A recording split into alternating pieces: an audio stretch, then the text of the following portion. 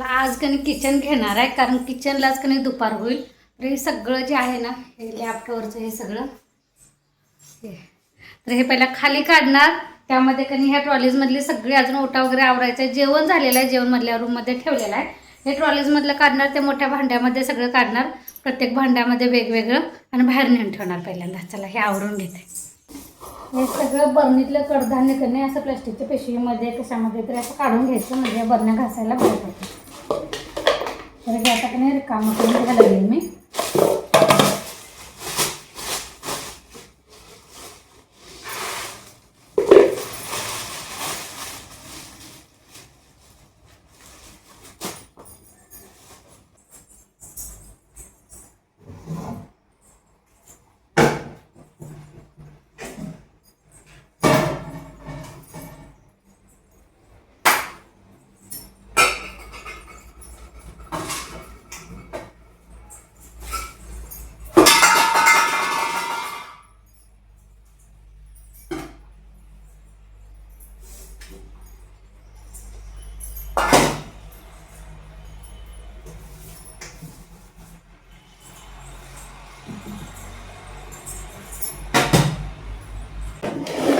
हे सगळे की नाही डब्यातलं काढून ठेवूया. तांदूळ, साखर आणि थोडी थोडी पिठं, म्हणजे बाजरीची, तांदळाचं आहे की नाही, हे पिठं मी काढून घेणार आहे. तिखट सांगे आहेत ते.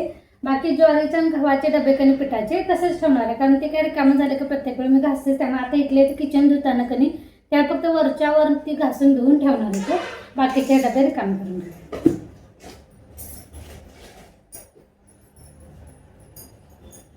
आणि आता बरोबर कधी 9 वाजलेले आहेत. आता मला दाखवायला जायला पण तुम्हाला गेलं नाही, कारण मला लवकर आवरायचं आहे दुपारपर्यंत किचन. सकाळ सकाळी कामं कधी फास्ट होतात. जेवढी दुपारनंतर करायची म्हटली की होत नाही तेवढी मला, म्हणजे माझी तर सकाळची कामं एकदम फास्ट होतात आणि व्यवस्थित होतात आणि मी ताजीतवाने असते. नंतर मला कामं होत नाही, करायलाच नको वाटतं.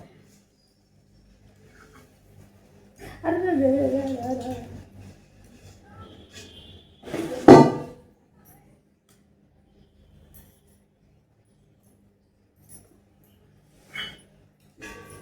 चांगलं.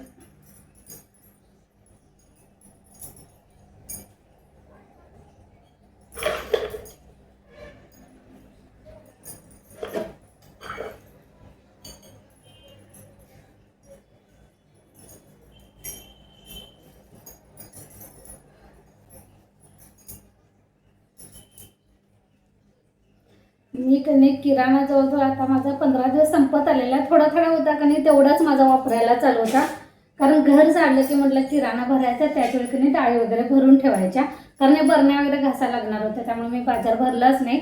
त्यामुळे थोडं थोडंसं होतं, एवढी एवढी गटर काढून ठेवलेलं.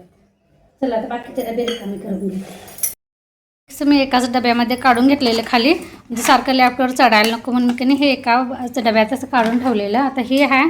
परत चिप्सचा डबा पण मी खालीच काढून ठेवलेला, कारण पोरांना की नाही सारखं तळून द्यायला लागते म्हणून. तर आता हे मला बाहेर पहिल्यांदा झाडू मारते, तिथं कार्बन पडलेलं असतं तिथं झाडू मारते, आणि तिथं की नाही हे पहिल्यांदा थोडंसं उन्हात घालते, नाहीतर वर बघूया वर घालते. तर जे थोडा थोडा किराणा होता, बाकीचं सगळं होतं की नाही ते भरलेलं आहे. त्यानंतर इथं कांदा वगैरे खाऊचं जे साहित्य होतं ते ह्या डब्यात, ते ह्या पोत्यातने भरून ठेवलेलं आहे दोन्ही. त्यानंतर इथं जेवणाची भांडी वगैरे सगळी इथं आणून ठेवलेली आहेत. सिलेंडरवाला आला. इथं सगळे हे डबे, अजून हे वरचं सगळे काढायचं आहे. एवढ्या बरण्या वगैरे हे ते काढून ठेवलेलं आहे. हे आता बाहेर नेऊन ठेवते.